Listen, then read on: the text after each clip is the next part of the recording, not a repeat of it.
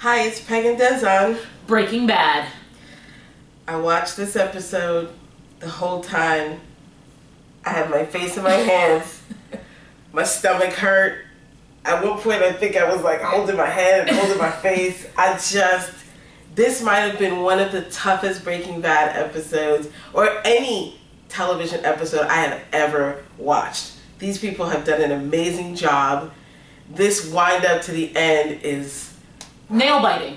Yeah. It is absolutely nail biting. It was, during the episode, there were several moments where I would actually rewind and say, did that just happen like that? Did that happen like that? I know I probably watched the episode twice with all the rewinding that I did, because so much happened. But before we get into the activity of the show, tell them. So remember to please subscribe to our channel and like our videos, and that's right, make sure to catch our other videos on our channel. All right, let's start talking about this. So the show starts out with a flashback scene. It was basically a recreation of the very first cook Jesse and Walt ever did. And it was kind of jarring to see the flashback a little bit, because you saw how different these guys were with each other, how different Walt was with Skylar. It was a poignant scene, really. It was just showing us that everything's come full circle. I mean, you're looking at the same spot and the same people, same cast of characters, but look at how the interactions have changed. Look at how the people look. I mean, Skylar looks pretty much the same, but Walt looks different, Jesse looks different, and then the way that Skylar and Walt were talking to each other, it was just such a mundane husband and wife discussion. Bring home a pizza. What are we going to name the baby? And it just showed the normality of what their life used to be compared to what they are in right now. Yeah, I really love the way Breaking Bad has been sort of playing with flash forwards and flashbacks this season, and playing around with time. I think it's been really cool. But at first, you know, you're waiting to see what happens with that gunfight last week. Right. Well, remember last week we said somebody had to have died in the initial rain of gunfire, and we find out this week that it was Gomez. And Hank has been hit in the leg. Yeah, Gomez is gone, and Jesse's nowhere to be found, and Hank is lying on the ground. He tries to reach for a gun, but Jack reaches him first. And, you know, Walt just immediately is like, no, don't do it, don't do it. I mean, Walt is still trying to save Hank. Yes. And, I mean, I think it's redeeming of Walt in a way. I mean, not completely, obviously Walt's done many terrible things, but the fact that he was still so invested in saving Hank, I really think that Walt thought, if we can all just get out of this alive, everything will be fine. That's exactly what he said to Hank. He looked at him and he said, if you let us leave here and you don't do anything else, it'll all be fine. Hank looked at him like, you have lost your mind. I'm down here with a bullet in my leg, and even still, and I'm about to die, because Hank knows he's going to die before Walt knows he's going to die, and he still looks at Walt like, you have really lost it if you think we're all going to be able to walk out of here with a kumbaya. Yeah, and Walt does something I never thought he would do. He tells Jack, look, I've got $80 million buried out here. The amount of money. I was like, couldn't you tell him you got 20? Well, that was the same thing. show him a couple of the barrels. That was the same thing. I was like, all the money? Right, don't tell him all the money. All the money. 20 would have been good. He would have still killed Hank. You'd have had 60 left. Oh, God bless my sister-in-law. Oh, Lord, yeah. So he tells him about the money, thinking this might save him, and just Hank is just a man to the end. Yes. You know, he's just like, he said his name is Hank, and he said, my name's Asac Schrader, right? Asac Schrader. Yes. And he just looks at Walt like, this man made his mind up 10 minutes ago, so do what you gotta do. Do you want me to beg? I thought that was such a poignant scene, because I mean, there were so many different ways that could have gone, but Hank really went out like an OG.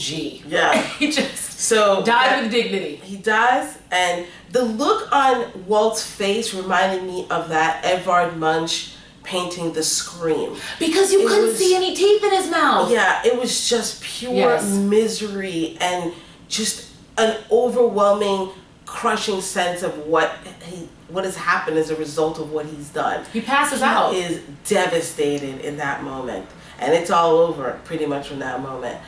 And, you know, Jack is saying, well, I'm not going to kill you because Todd has a soft spot for you. Who knew? Who knew?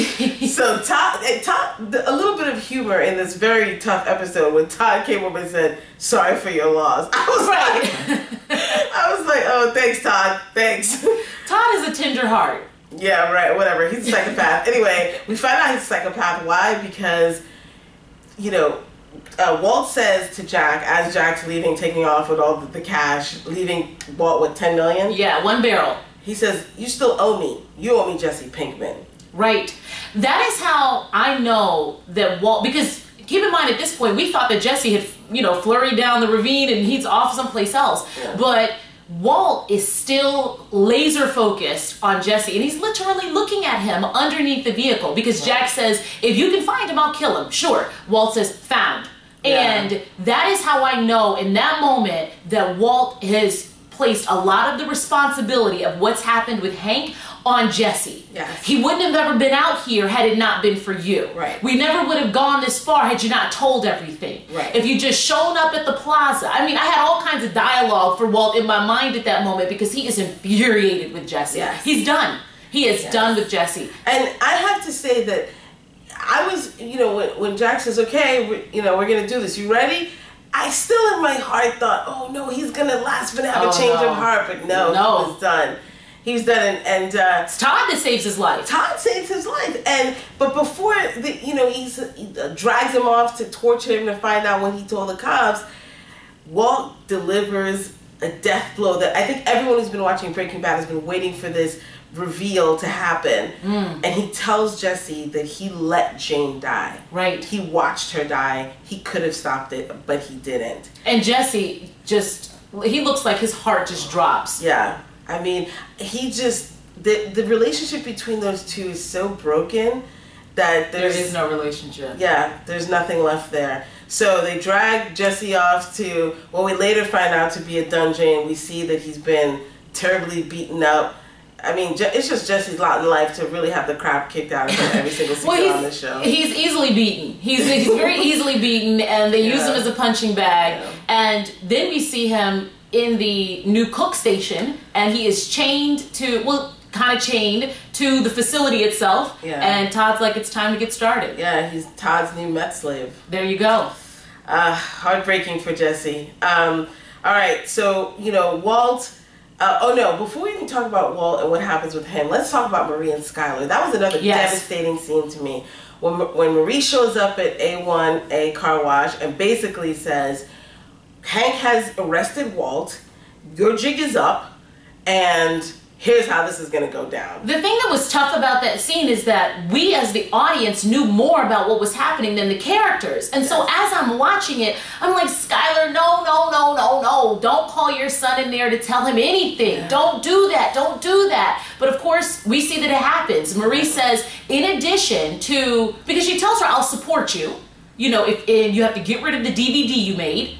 Yeah, all the copies. She calls it an obscenity. She said all the copies. Yes. You know, I know you're full of foolishness. You have more copies. Yeah. Get rid of all of them. I'll support you through this. I have some conditions. Then she says another is you need to call your son in here right now at this minute and tell him everything that has happened. But see, the whole show was about Walt trying to make sure his son never found out about him.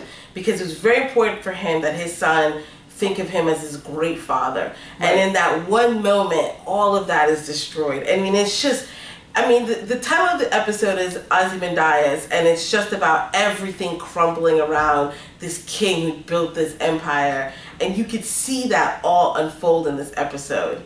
And Flynn just, at that point, becomes really Flynn. He's not Junior anymore. No. Nobody's calling him Junior anymore. No. He just falls apart, too. And on their way home, I think there was this, you know, little moment with his mom. She tells him to put his seatbelt on. And he was like, are you kidding me right now?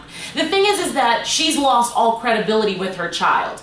Right at that moment, because even when they were in the office, he says to her, so you're a liar.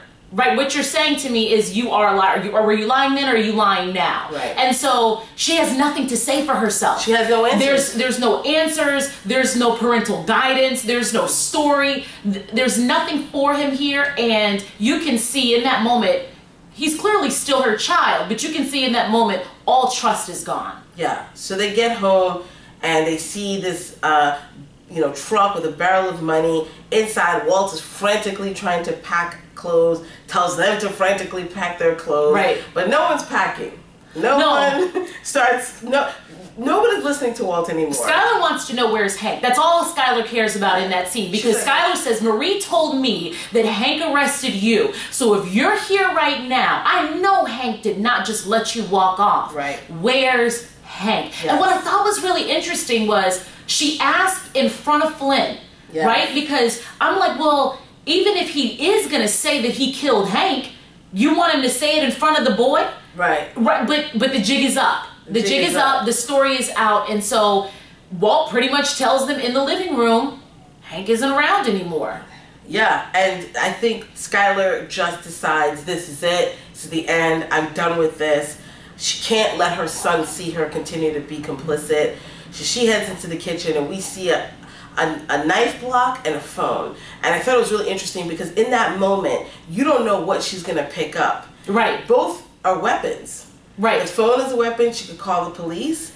The knife is a weapon. We don't know which one she goes for, but she goes for the knife. And she starts a gun battle, or starts a knife battle in the hallway. Get out of my house. Get out. And they start fighting. And I thought for sure that knife was going to end up in someone's gut. I really did. Skylar was really holding her own in that fight. I mean, she was really tussling with Walt in that moment. It was pure rage. And I thought she was going to stab him. And, Flynn comes out of nowhere. He jumps on Walt's back. He takes him down. And then he just, protects his mother. Right. He just stands in front of his mother. He extends his arm out in front of her. And basically is like, you are not going to hurt her anymore. He calls the police and tells the police there's a domestic violence situation and I think my dad killed someone. Yes. So it's not even just, get him out of the house. I'm also going to out you for murdering my uncle. Right. So and I think in that moment, Walt even says, but we're a family. And as he says it, you can see it's a There's joke. no more family. There's no more family. So he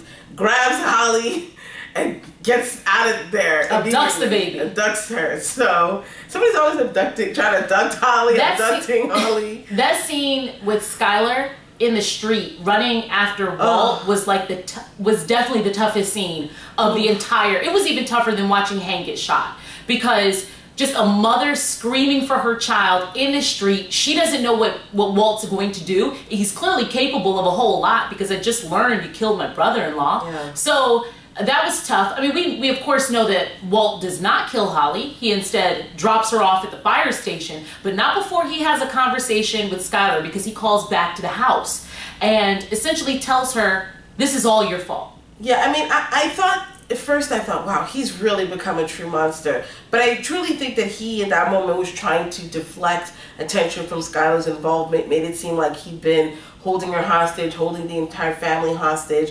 And I even wonder if that's why he took Holly, to sort of give that more weight. And again, I think that Walt is, in his own twisted way, trying to be honorable here. But he does, give Holly back to someone safe. And the next scene we see is him and his money heading off with the cleaner. Right. Ready to disappear. He's going to do the same thing that Jesse was supposed to have done. Didn't do. Right, but Walt actually gets in the van. So that, I think, is going to answer the question of how at the beginning of the season, we see Walt, down the line with more hair. We kind of have to wonder how much time passes and where was he during that time. So this could be the answer to that. He may go away for a period, but we see that Walt will be back. Yeah, so only 2 more hours left of Breaking Bad. I think we're all on the edge of our seats to see how it all ends. Stay tuned. We're going to be following it. Again, please subscribe to our channel. Give us a like, thumbs up on our video. Absolutely. And make sure to catch the other videos on our channel. All right. Thanks, everyone. Thank you. Bye.